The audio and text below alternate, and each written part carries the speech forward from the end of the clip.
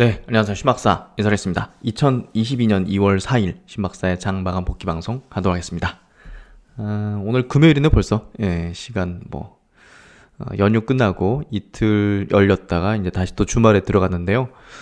오늘 시장은 좀 많이 두려움을 좀 가지면서 시작을 좀 했죠. 시장도 좀 뭔가 좀 겁나는 분위기 아침에 좀 연출이 됐던 것 같은데 미국이 이제 폭락했습니다. 3.7% 폭락하면서 결국 이제 오늘 아시아 증시 약간 좀 공포, 두려움을 주는 어떤 식으로 이제 시초가 형성을 만들었는데 사실 이제 페이스북이 이제 메타죠.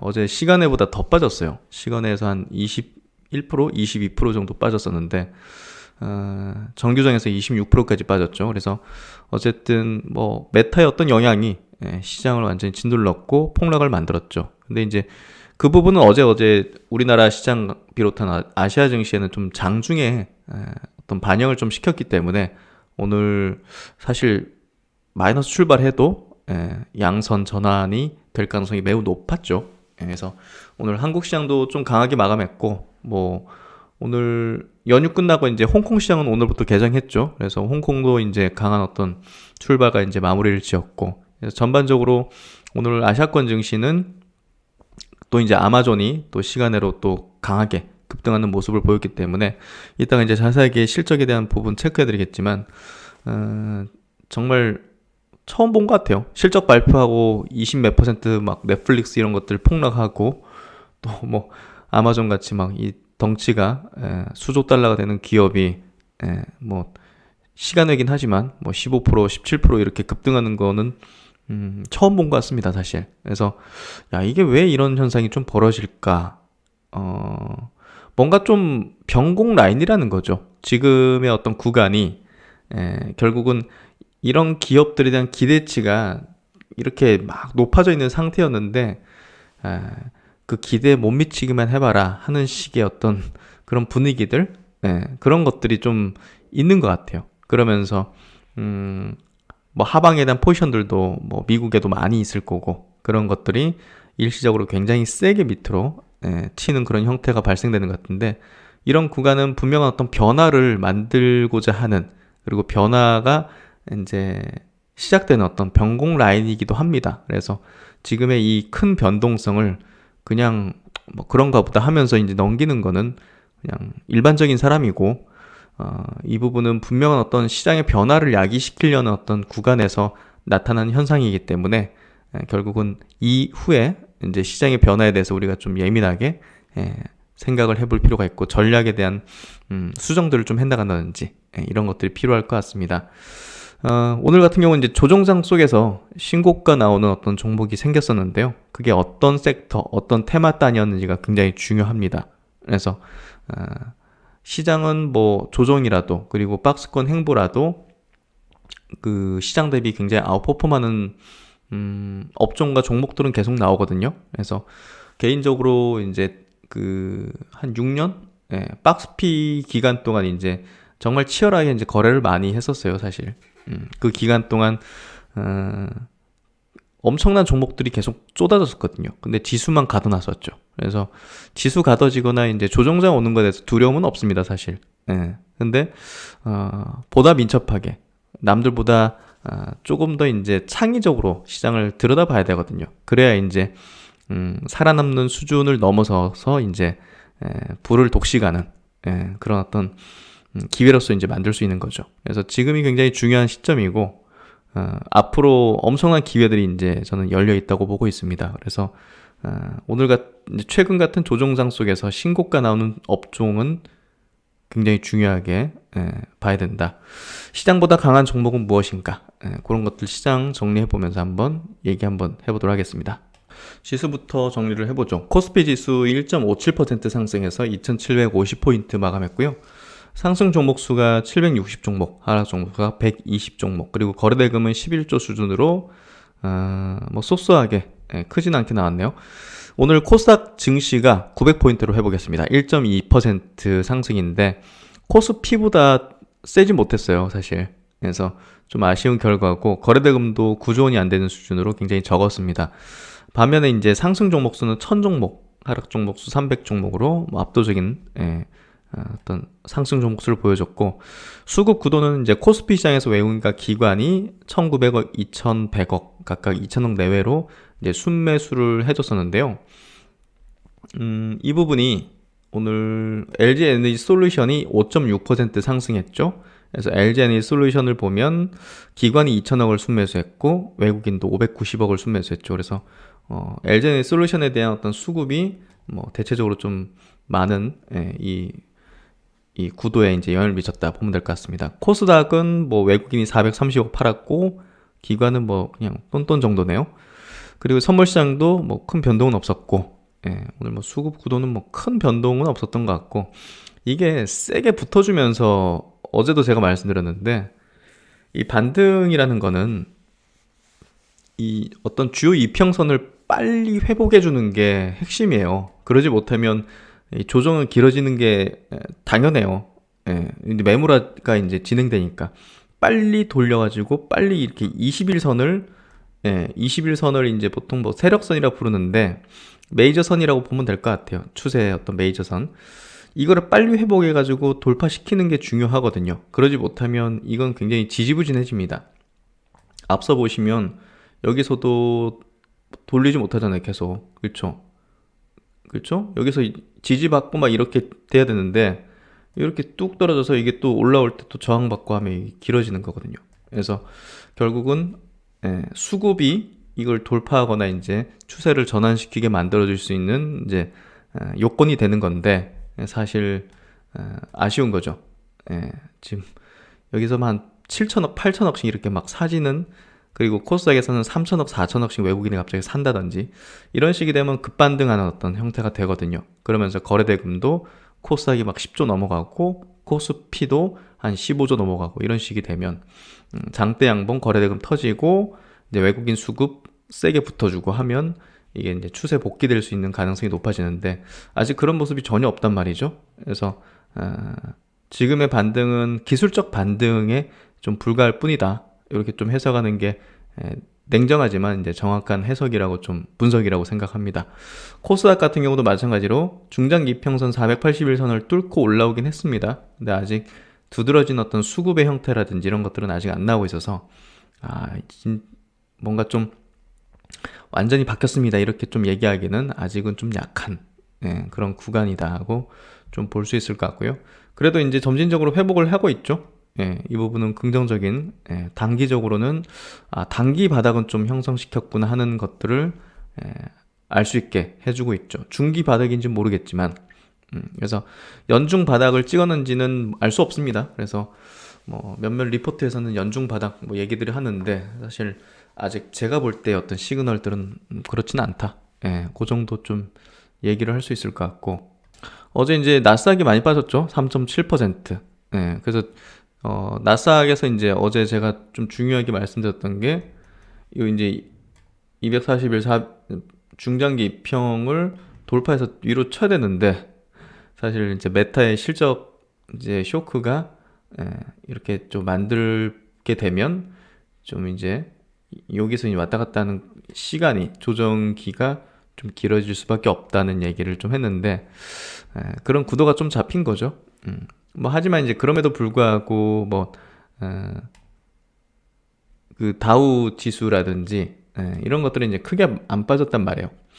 다우 지수 1.4%로 방어했고 또 S&P 500 지수도 이제 2.4%지만 뭐 아직은 추세적으로 꺾였다고 볼 수는 없는 거거든요. 그래서 어쨌든 뭐 나스닥 쪽에 아직 조정기가 조금 길어질 가능성은 있다 정도.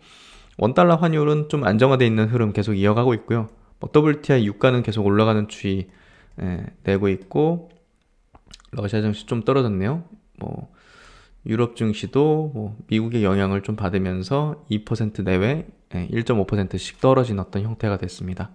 오늘 아시아권 증시는요, 뭐 좋았죠. 니케 증시도 0.7% 상승했고 마이너스 0.5%로 출발했지만 거의 뭐 시초가가 저가였죠. 그래서 제가 생각했던 그런 구도로 좀 움직였던 것 같고, 항생 지수 홍콩이 이제 오랜만에 열렸는데 플러스 2%로 시작해서 장중 한 1% 정도까지 좀 시초가 대비 한 1%는 빠졌었어요. 그러다가 종가는 2.8% 상승으로 마감했고요. 예, 뭐 이런 구도는 괜찮습니다. 예, 막판까지 뭐 흘러내리면서 마감했으면 별로 안 좋았겠지만 이런 구도는 나쁘진 않고, 대만하고 이제 상해 증시는 다음 주 월요일 날 이제 오랜만에 개장하고 한 몇 퍼센트로 월요일 날 될지가 굉장히 궁금하네요. 항생 지수가 그래도 미국장 대비해서 미국장도 이제 올랐다가 나스닥이 3.7% 빠졌으니까 꽤나 많이 빠졌네요. 어느 정도 무난하게 좀 오늘 마감이 된 것 같습니다. 다음 주를 보면 조금 더 명확해지는 글로벌 증시였던 구도를 좀 알 수 있을 것 같은데요. 업종별 수급 구도는 뭐 큰 변동은 없습니다. 오늘 뭐 전기전자, 금융업 쪽에서 외국인이 1,000억씩 순매수했고, 그리고 이제 기관은 전기전자, LG엔솔이 2,000억을 순매수했죠. 예, 그 정도가 이제 잡히고, 코스닥은 뭐 큰 변동사항은 좀 뭐 없었던 것 같네요. 그래서 오늘은 수급은 좀 소소했던 그런 흐름이었던 것 같고, 종목별 흐름을 보면 오늘 뭐 삼성전자 0.9% 올랐고, 삼성전자는 뭐 세진 않았죠. LG엔솔이 패시브 자금이 계속 들어오잖아요. 오늘 연기금도 900억 들어갔고, 그래서 패시브적인 자금에 외국인 어떤 자금도 패시브적으로 들어오면서 강세를 보였고, 네이버가 모처럼 2% 강세예요. 근데 오늘 저도 계속 봤지만 이거 481선에서 계속 저항을 받더라고요. 그래서 요걸 세게 올려 쳐버리면 좋을 것 같은데, 그런 흐름을 좀 만들지 못했고 수급이 강하지 못했어요. 그러니까 외국이나 기관이 막 수십만 주를 막 여기서 사들인다든지 이런 모습은 없었기 때문에 요 중장기 매물대를 뭐 단 하루 만에 뛰어넘지는 못했던 것 같아요. 그래서 이거 시간이 좀 필요하겠구나. 그렇게 좀 오늘 생각이 좀 들었고, 그 외에는 이제 뭐 큰 변동사항은 없는, 카카오도 2.3% 상승했지만 중장기 이평선에선 좀 멀리 있는 시기고, SK이노베이션 오늘 좀 많이 올랐네요. 4% 올랐고, 셀트리온이 이제 그래도 0.9% 상승했고요. 코스닥 넘어가면 오늘 뭐 카카오게임즈, 위메이드 같은 게임 메타버스 이쪽이 이제 굉장히 셌습니다. 첨보도 좀 반등을 만들어냈고, 펄어비스도 5.7% 상승. 이제 좀 낙폭과대에 대한 어떤 부분이 좀 작용한 것 같아요. 뭐 셀트리온 헬스케어, 셀트리온 제약은 보합 정도.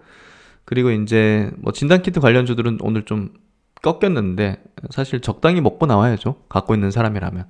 그래서 계속 지속 가능한 건 아니니까 그런 부분에서 최근에 이제 심리가 작용해서 세게 튄 걸로 좀 보면 될 것 같고, 자가진단 키트 관련주는 그래도 조금 시세가 이어질 수는 있겠죠. 뭐 그 정도. 그리고 오늘 리오픈이 좋았습니다. 그래서 여행 엔터 뭐 이런 것들, 뭐 파라다이스도 이제 뭐 카지노니까 8.6% 진짜 세게 올랐네요. SM도 8% 튀었고, 그래서 이런 것들이 굉장히 세게 움직였고, 오늘 뭐 여기 엔터, 하이브도 오늘 9% 튀었습니다. 와우, 9%. 디어유도 4%. 그리고 이제 여행 쪽이 오늘 참 좋은 여행이 14% 상승했고요. 노랑풍선 13%, 하나투어도 이거 무거운 종목인데 10% 튀었네요.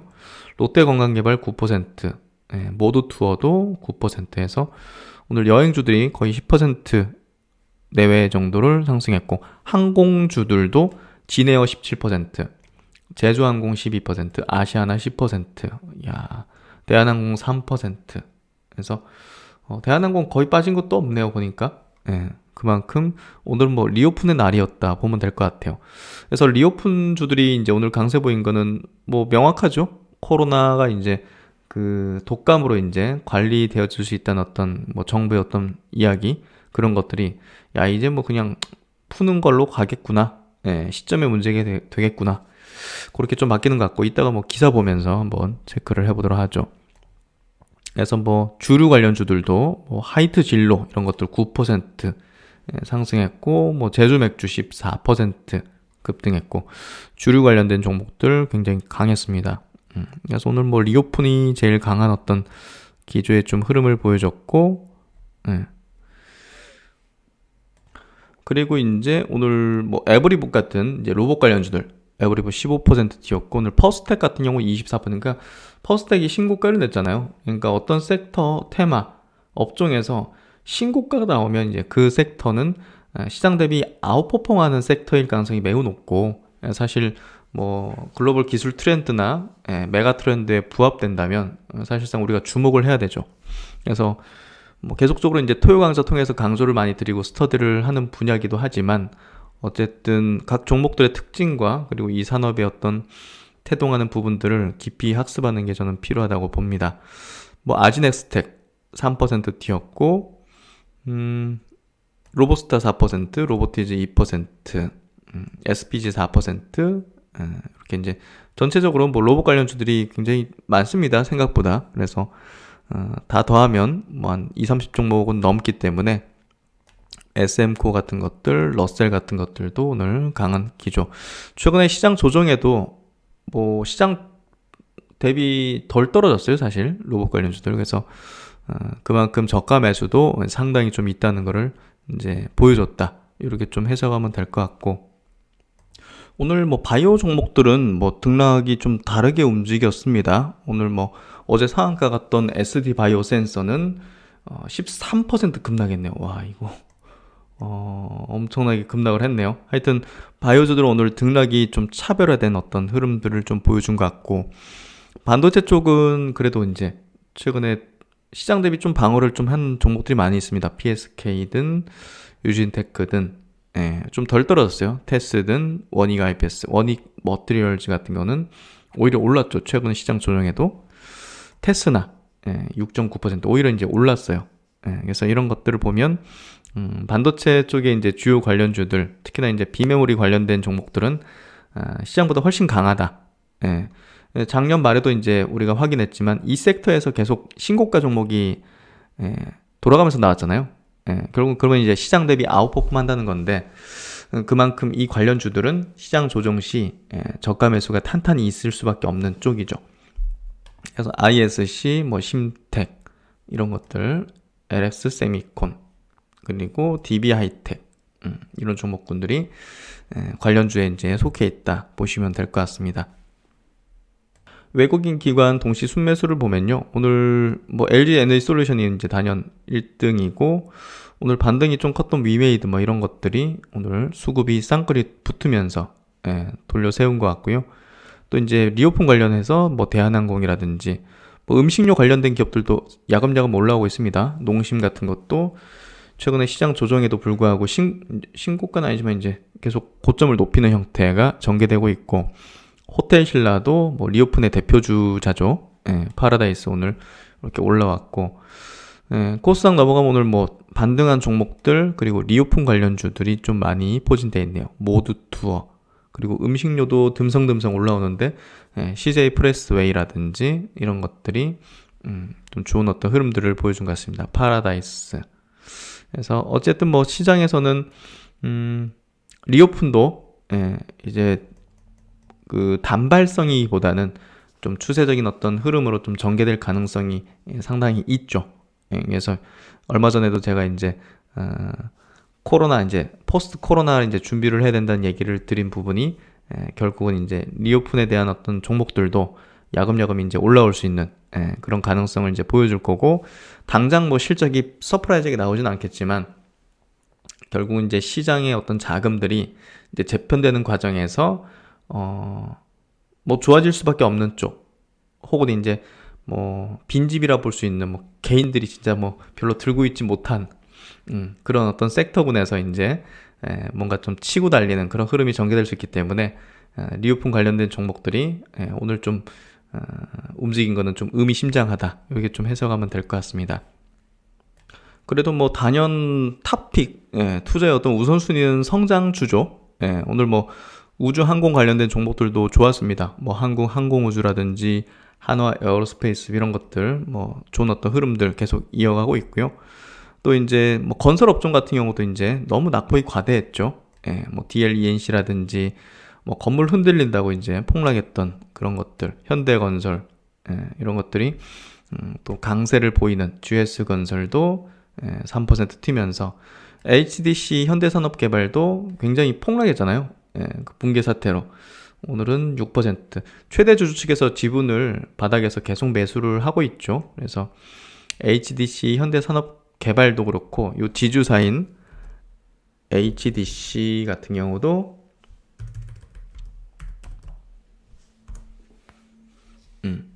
급반등 7% 했는데 최대 주주가 3거래일간 30만 주를 이제 매입했다는 어떤 내용이 이제 나와 있습니다. 그래서 뭐 그만큼 이제 대주주 측에서는 뭐 장기적으로 볼 때는 저가의 어떤 구간이란 좀 확신을 가지는 것 같고 계속 사고 있었죠. 뭐 가지고 있는 회사 통해서도 이제 사고. 그래서 어쨌든 이런 어떤 악재에 의해서 이제 빠졌던 부분들이 좀 회복되는 흐름이 전개되고 있다. 건설업 정도 좀 이제 괜찮은 흐름이 될 것 같습니다. 종목은 여기까지 한번 보도록 하죠. 오늘 첫 번째 이슈는 코로나 관련된 이슈입니다. 드디어 이제 코로나를 이제 계절 독감으로 전환을 검토를 한다고 하네요. 지금 확진자가 뭐 한 3만 명 가까이 지금 되고 있는데, 뭐 정부 예상으로는 한 10만 명까지도 예상을 하고 있고, 결국은 이제 그 중증률이 어떻게 되는지가 중요한데, 중증률이 지금 1% 미만이죠. 그래서 사실 뭐 독감과 이제 다를 바 없는 수준의 이제 중증이라든지 뭐 그런 수준이기 때문에 뭐 결국은 독감 엔데믹 이 개념으로 이제 넘어가게 될 것 같아요. 그래서 위드 이제 코로나 오늘 관련주들이 굉장히 급등했는데 특히나 뭐 여행주라든지 뭐 엔터주 뭐 이런 것들이 이제 급등을 했죠. 그래서 결국은 뭐 위드 오미크론이 될 겁니다. 지금 우리나라도 80% 이상 이제 오미크론이 우세종이 되어 있기 때문에 결국은 오미크론과 같이 간다는 개념으로 지금 정부가 아마 검토를 하고 있고 시기를 아마 저울질하게 될 것 같아요. 그래서 일단은 뭐 거리두기는 2주 연장을 했습니다. 모임 6인 뭐 영업은 9시까지 뭐 그대로 이제 연장을 했는데 나머지 이걸 관리하는 방법들을 좀 손대는 것 같아요. 먹는 치료제 같은 경우는 50대 이상으로 이제 확대를 한 거죠. 연령을 낮춰가지고 보다 많은 사람들이 이제 처방을 받을 수 있도록 이제 확대를 하고 있고 결국 이제 일상적인 방역 체계로 이제 넘어가겠다 이겁니다. 저번에 위드 코로나 하다가 이제 돌려버린 그걸 다시 하면서 해외 같이 지금 뭐 유럽 같은 경우 확진자는 막 최대로 나오고 있지만 그냥 빗장을 다 풀고 마스크까지 벗어버렸잖아요. 그래서 우리나라도 이제 그런 수순으로 가려고 하는 것 같고 이제 관리 자가진단 키트라든지 먹는 코로나 치료제 이거를 이제 보급함으로써 감기에 준하는 수준의 이제 관리 체계로 넘어가게 될 것 같습니다. 그러면 이제 이런 흐름으로 가게 되면 코로나 백신이 조금 이제 뭐랄까 백신 관련주 주시장에서는 백신 관련주들이 좀 타격을 볼 수밖에 없을 거고 이미 이제 뭐 미국 시장에서는 뭐 그 모더나라든지 노바백스 같은 게 이제 많이 떨어졌죠. 일단은 그 오미크론 변이에 대해서 이 기존의 뭐 화이자 백신 같은 경우 2회 접종한 사람이 예방률이 22%밖에 안 돼요. 그러니까 사실 오미크론이 우세종이 되는 가운데 속에서는 백신이 좀 무용한 거죠, 사실. 그 정도 방어력이면 뭐 정말 무용한 거죠. 독감 예방 주사도 50%, 60%인데. 그래서 어쨌든 이거는 중증 그리고 사망률만 낮게 되면 뭐 결국은 뭐 백신의 중요도보다는 뭐 자가진단 키트라든지 먹는 치료제 정도가 아마 이제 나은 어떤 대응들이 될 것 같아요. 요 이제 연구 결과도 나왔네요. 보니까 자료. 화이자 백신 2회 접종 시 오미크론 변이에 대한 예방 효과는 22%에 그쳤다. 델타 변이 경우는 이제 화이자 백신 2회 접종하면 예방이 60%, 뭐 독감 예방 주사 같은 정도는 나왔네요. 그러니까 지금 오미크론은 백신이 별로 효용이 없다는 거죠. 그러니까 이제 이렇게 많이 사람들이 퍼지는 거죠. 백신을 맞든 안 맞든 그냥 오미크론은 뭐 사실 그냥 뚫고 걸리는 거예요. 그래서 사실상 백신 접종률을 올리는 지금 정부의 어떤 정책이 그다지 이제 효능을 좀 보이지 못하는 거죠, 사실. 그래서 아마도 위드 코로나로 가는 방향으로 급진적으로 아마 틀지 않을까 하는 게 뭐 개인적으로 들 때도 좀 생각이 듭니다. 그래서 오늘 뭐 여행 관련주들이 10% 이상씩 막 급등을 했고 오늘 또 이제 뭐 로봇 관련주들이 이제 급등을 했는데요. 이제 최근에 이제 조정 장세 속에서 이제 그래도 어느 정도 시세가 좀 방어됐었죠. 다른 섹터나 이제 종목보다는. 이번 베이징 올림픽이 열렸는데 사실 뭐 별 관심은 없는 것 같아요. 코로나 전국이라서. 그리고 뭐 베이징 동계올림픽을 주최하는 뭐 중국 입장도 굉장히 조심스럽겠죠. 혹여라도 여기서 뭐 확진자가 막 퍼진다든지 하면 정말 어, 축제를 하려다가 이제 오명을 이제 뒤집어 쓰는 격이 되기 때문에 되게 조심스럽게 할 텐데 그 방식을 로봇으로 하고 있다는 거예요. 거기 있는 뭐 아는 선수들, 뭐 관계자들, 뭐 식당 같은 경우가 가장 우리가 이제 전염되게 아마 그 널리 퍼지는데 이제 환경이 되잖아요, 보통. 입을 벌리고 이제 침도 튀기고 하면서 이제 음식물을 먹기 때문에 그 부분을 이제 로봇으로 완전히 대체한 것 같아요. 그래서 조리실에서 이제 로봇으로 음식을 만들고 음식이 천장에서 레일을 통해 이제 전달되고 이런 식으로. 그래서 로봇 올림픽이라는 그런 어떤 명명이 좀 되고 있다. 이렇게. 그래서 어떻게 보면 이런 것들이 뭐 중국의 어떤 뭐 첨단 기술을 세계에 좀 보여주는 그런 역할도 좀 할 겁니다. 그래서 더욱더 중국이 여기에 아마 포커스를 많이 두고 있을 걸로 생각이 되어지고요. 이런 풍경이 이렇게 펼쳐지네요, 실제로. 그래서 어쨌든 그 올해 화두는 뭐 로봇이 좀 될 것 같은데 오늘 뭐 주식들도 그렇게 좀 움직였던 것 같습니다.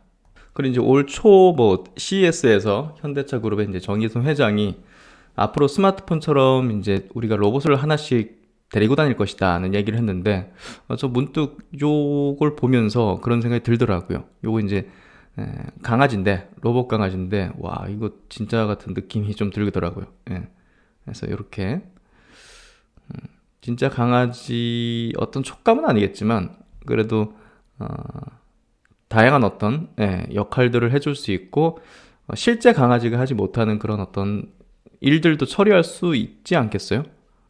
그래서 그런 것들 왜냐면 이제 강아지는 좀 말이 안 통하는 거가 있지만 이런 것들은 또 입력된 어떤 행동들을 할 수 있고 뭐 도와주는 역할을 한다든지 그런 것들을 할 수 있기 때문에 뭔가 좀 향후에 정말 이런 걸 한 마리씩 데리고 다니는 그런 시대가 좀 펼쳐지지 않을까.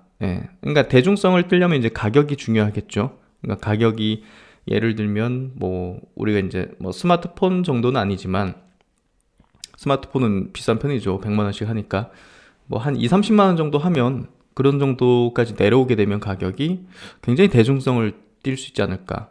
뭐 그 정도까지는 안 내려오겠지만 한 5, 60만 원 정도만 하더라도 충분히 대중화될 수 있는 가능성이 있지 않을까 생각이 되는 그런 강아지 로봇입니다. 한번 이런 거 찾아보시면 굉장히 좀 빠르게 기술이 발전하고 있구나. 그리고 우리 실생활로 상당히 좀 빨리 들어올 수도 있겠구나. 그런 생각이 좀 듭니다. 그래서 궁극적으로는 인간과 이제 감정적인 교류까지 가능해지면 정말 이제 정말 공존되는 로봇과 공존되는 어떤 삶이 되겠죠. 그래서 이제 로봇의 지금 단계는 이렇게 이제 이노베이터 구간에서 이 캐즘의 어떤 이 구간을 관통하고 지나가려는 어떤 지점이 아닐까 생각이 되거든요. 그래서 이런 것들이 이 구간을 넘어서게 되면 굉장한 급속도의 어떤 속도감을 내는 산업이 될 것이라는 생각이 듭니다. 그래서 지금 전 세계가 이제 뭐 테슬라도 그렇고 뭐 삼성그룹도 그렇고 로봇을 올해 뭐 양산 내지는 뭐 시제품 내놓겠다. 올해는 로봇에 대한 어떤 개발을 우선시하겠다. 뭐 이런 발표들을 하고 있기 때문에 우리가 좀 중요하게 봐야 될 것 같고요. 이렇게 이제 이노베이터 약간 혁신적인 어떤 구간대에 지금 있는 대표적인 또 산업이라는 측면도 우리가 이제 여기 있는 구간의 산업들이 이제 사실 굉장히 큰 기회가 열리거든요. 뭐 10배거 이제 이상이죠. 주식으로 치면 이제 뭐 100배짜리도 나오는 그런 구간의 산업, 기업들, 기술들이기 때문에 로봇에 대해서는 좀 중요하게 우리가 좀 이해를 해야 된다는 생각이 듭니다. 그리고 이제 어제 나스닥이 3.7% 완전히 뭐 폭락을 했는데 장중 이제 나스닥 선물을 2% 내외로 이제 계속 상승을 만들어냈던 이제 주 요인이 이제 아마존의 실적 발표였죠. 아마존은 실적이 이제 굉장히 좀 좋게 나왔습니다. 특히나 이제 향후 이제 가이던스가 중요하잖아요. 주식 가격에는 사실 페이스북 이제 메타가 가이던스에 대한 부분이 조금 덜컹거리면서 사실 폭락을 한 셈인데 아마존 같은 경우는 이제 프라임 가격을 인상하겠다는 겁니다. 프라임 가격을 인상을 통해서 순이익단으로 보면 한 4, 5조 정도가 이제 플러스 되는 어떤 효과를 좀 낼 수 있거든요. 그래서 결국은 향후에 미래에 대한 어떤 전망도 이제 좋게 시장에서 받아들이면서 시간으로 이제 15%뭐 이렇게 급등하는 어떤 모습을 연출을 하고 있습니다. 오늘 뭐 정규 시간에는 또 어떻게 열릴지 모르겠지만 어쨌든 시장에서 반응은 좀 좋은 편이고, 오늘 아시아권 증시를 뭐 우리나라 증시도 그렇지만 이제 일본 증시도 이제 밀어 올렸죠. 그래서 어제 메타의 어떤 그 내용은 사실 어제 장중에 아시아 시장에 반영이 됐잖아요, 사실. 예. 그러니까 결국은 이제 오늘은 어떻게 보면 이제 낮게 출발을 한다면 우리가 단기적인 거래 트레이딩 입장에서 예전에 이제 단기 트레이딩을 주로 많이 했었기 때문에 개인적으로 이런 케이스면 이제 장 초반에 이제 마이너스 출발하는 종목이나 이런 것들을 딱 쓸어 담아서 장이 이제 올라올 때 오후나 이럴 때 이제 던지면서 장 중에 이제 시세 차익을 먹는 어떤 거래들을 많이 했었는데, 오늘은 뭐 거의 뭐 그런 흐름의 확률이 이제 90% 이상이었죠, 사실. 그래서 오전부터 마이너스 출발을 했지만 빠르게 이제 플러스로 돌려버리는 것들을 보면서 어제 이제 메타의 어떤 폭락으로 인한 그런 부분을 반영을 시켰구나. 그래서 오늘은 뭐 장중에 아마존의 이제 이런 어떤 호재를 어떻게 보면 아시아권 증시에서 반영을 했다고 보면 될 것 같습니다. 컨센서스 대비 매출액은 부합했고 이제 그 영업이익이 굉장히 상회를 했어요, 컨센 대비해서. 그래서 아마존 웹 서비스 즉 이제 그 클라우드 서비스죠. 예, 여기 이제 굉장히 호조를 띄었고, 야, 이게 어마어마하게 성장을 했어요. 작년 대비해서 50%또 늘어났거든요. 그래서 야, 아마존이 완전히 그냥 그 클라우드의 어떤 시장을 집어삼키고 있구나 하는 생각이 듭니다.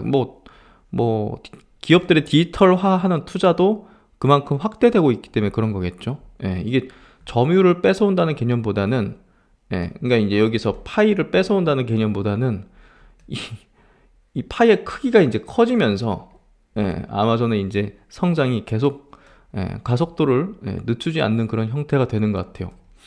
그리고 이제 순이익단으로는 그 이제 리비안이죠. 포드도 이제 거기 투자해가지고 순이익이 크게 잘 나오는데,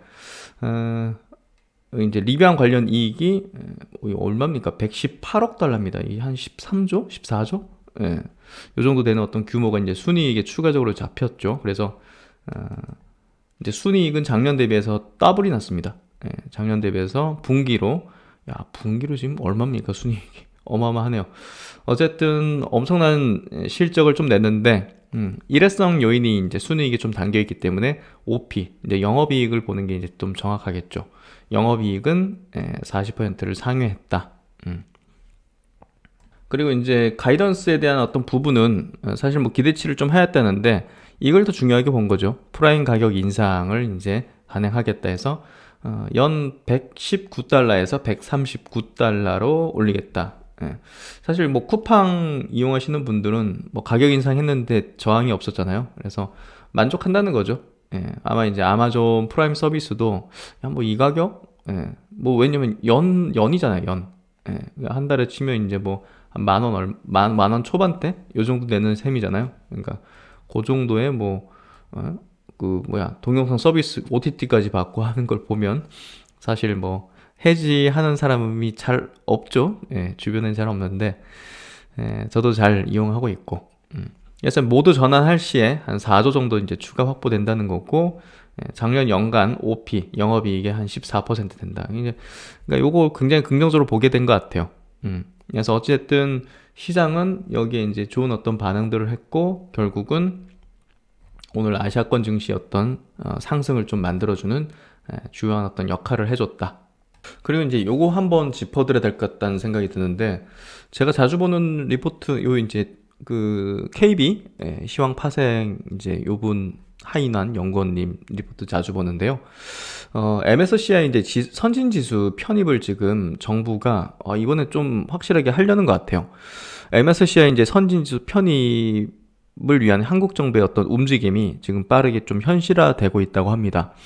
그래서 정부에서 목표로 하는 일정은 첫 번째, 올해 이제 6월달 관찰국 리스트에 등재시키고, 그리고 내년 6월이죠. MSCI 이제 선진지수 편입 여부를 이제 결정해서 24년도 6월 MSCI 선진지수 편입, 실제 편입시키는 거죠.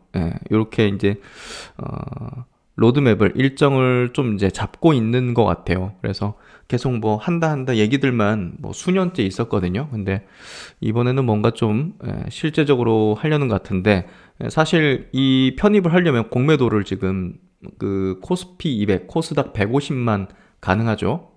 근데 이거를 공매도 전면 재개를 해야 된다는 거죠. 그래서 국제화 기준에 맞는 외국인 자금들이 뭐 공통적으로 이제 전 세계 증시에서 갖고 있는 그런 어떤 요건들을 맞춰줘야 된다는 거죠.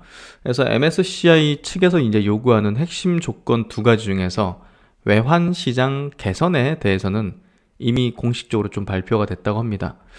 그래서 어쨌든 단기적으로 고려해야 될 거는 이제 공매도 재개에 대한 부분들, 이 부분이 아마도 이 대선 이후가 될 것 같아요. 대선 전에는 뭔가 지금 여러 가지 공약들이 왔다 갔다 하면서 사실 하기 어려울 거고, 3월 달 이제 대선 치르죠. 그리고 대통령 취임은 5월입니다. 그래서 5월 이후 아마도 뭔가 좀 공매도 어떤 재개를 할 수 있는 그런 시행을 할 수 있는 그런 어떤 일정들이 좀 잡히지 않을까 생각이 되는데요. 왜냐면 새로운 대통령 입장에서도 이거는 굉장히 또 성과로서 내세울 수 있는 거잖아요.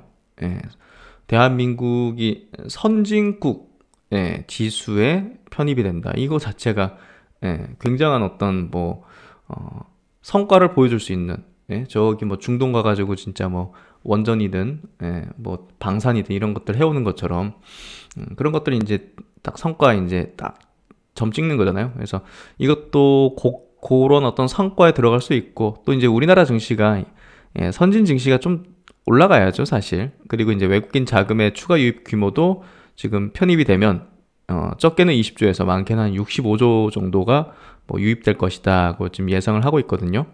그래서 결국은 이제 뭐 수급적으로도 호재가 될 것이고, 다만 이제 이게 지금 아까 보셨듯이 로드맵 일정을 보면 2년 뒤에, 빨라야 2년 뒤에 이제 그 MSCI 선진 지수에 편입이 될 수 있는 거거든요. 근데 이제 공매도 재개를 시키는 거는 사실상 당장 해야 되는 조치예요, 사실. 그래야지 이제 이런 것들을 검토 단계로 올릴 수 있고 하기 때문에 지금 당장 고려해야 할 것은 어쩔 수 없이 시행해야 할 조치일 것이다.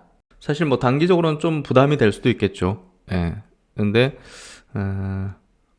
뭐 그래서 이제 여기서 얘기하는 거는 뭐 본격적인 반등은 공매도 전면 재개를 하는 그 시점 이후가 될 것이다. 그걸 지금 보니까 공매도 전면 재개 예상되는 게 3월에서 4월 정도를 좀 예상을 하고 있는 것 같네요. 그래서 2월 중 발표할 가능성, 그리고 3, 4월 이제 예상. 그래서 6월 달에 이제 MSCI 관찰국 리스트 등재를 위해서 이렇게 한다. 그래서 3, 4월을 예상하군요. 어쨌든 이런 것들이 좀 나올 수 있기 때문에 당장 뭐 시장이 급반등하기는 좀 쉽지 않을 것이다. 뭐 이렇게 좀 예상을 하는 것 같습니다. 그리고 이제 이 부분도 한번 체크해 보도록 하죠. 사실 우리나라가 이제 그 선진 지수에 편입이 돼 있다 보니까 사실 이머징 마켓의 국가들이 그 경제 성장률 자체가 우리나라보다 높잖아요. 중국도 뭐 5%, 6%씩, 그렇죠? 인도도 그렇고 브라질도 그렇고 사우디 뭐, 그러니까 이제 우리나라가 이제 지금 뭐 2% 경제 성장 진짜 낮은 수준이거든요. 그러니까 선진국의 어떤 수준 정도 되는 부분인데 이 신흥 지수에 들어가 있다 보니까 다른 어떤 그 신흥국들의 이 비중이 이 신흥 지수 안에서 이제 높아지잖아요. 그래서 중국이 높아졌죠. 그러면서 이제 다른 국가의 비중을 감소시키는데, 뭐 대표적인 게 이제 한국이나 대만 같은 국가들이었잖아요. 그래서 사실 신흥지수에서 빠지고 선진지수로 가면 이런 어떤 비중이 감소하는 부분이 조금 덜하지 않겠는가. 왜냐면 여긴 초고속 성장하는 국가들이 몰려 있는데 한국이 초고속 성장하는 국가는 아니잖아요. 그래서 그런 부분에서 사실상 비중이 계속 좀 줄어드는 그런 어떤 가능성이 높다는 측면에서 선진 증시는 사실 그 이제 경제 성장률이 뭐 1%대라든지 막 이렇죠. 유럽은 뭐 0%대고 막 이렇죠. 그래서 결국은 그런 어떤 비중 감소에 의한 외국인 자금의 어떤 뭐 리밸런싱 어떤 이런 그 악재적인 부분 리스크도 이제 많이 감소될 수 있는 어떤 부분이 되지 않을까 싶습니다. 하여튼 선진지수 편입은 아마 추진을 하게 될 것 같고 그거는 장기적으로 볼 때는 뭐 수급적으로 우호적인 역할을 할 것이다. 하지만 단기적으로는 공매도 전면 재개를 해야 되기 때문에 단기적으로는 좀 안 좋은 부분도 있을 수 있다. 이런 어떤 의견 자료인 것 같습니다. 그래서 이제 오늘장 이슈까지 이렇게 정리를 해봤는데요. 참 변동이 참 컸던 것 같습니다. 미국 시장에 막 초대형 종목이 널뛰기 하듯이 움직이고 하는 것들 보면서 참 이게 뭔가 좀 어떤 변곡의 어떤 구간에서는 비정상적이거든요. 비합리적. 그러니까 이제 투자들의 어떤 판단 그리고 결정 어떤 시세의 부분들이 일반적이진 않단 말이에요. 이제 그걸 어떻게 해석해내고 어떻게 대응하냐에 따라서 이제 우리가 결과물이 이제 확실히 달라질 수밖에 없는데 지금 분석을 해보면 단기적으로는 사실 낙폭과대에 따른 어떤 반발 매수, 저가 매수도 상당히 들어오지만 사실 중기적으로 볼 때는 하방의 힘이 좀 더 강한 편입니다. 우리 뭐 코스피 증시도 그렇고 역배열의 어떤 흐름들이 좀 전개됐었기 때문에 중기적인 어떤 흐름에서는 좀 하방의 힘이 좀 강하다. 하지만 단기적으로는 낙폭이 과대하고 과매도권에 들어왔기 때문에 저가 매수 내지는 반발 매수도 상당히 강하다. 이렇게 좀 해석하면 될 것 같고 지수는 좀 재미없는 구간으로 가는 건 확실한 것 같아요. 그렇기 때문에 보다 더 면밀히 종목 관점에 테마 섹터 관점에 전략들을 가지고서 대응하는 게 필요하다는 얘기를 좀 계속 드리도록 하겠습니다. 이제 리오픈 쪽도 우리가 중요하게 좀 봐야 되는 어떤 시점이 됐네요. 결국은 코로나가 오미크론이 결국 위드 오미크론이 되는 어떤 시점이 되는 것 같습니다. 다들 뭐 건강 주의하시고 코로나 그래도 이제 고연령 층들은 또 위험하니까 주의하시면서 하여튼 뭐 다음 주 또 위한 어떤 준비 잘 해보도록 하겠습니다. 이번 주 수고 많으셨고요. 심학선 또 다음 시간에 뵙도록 하겠습니다. 감사합니다.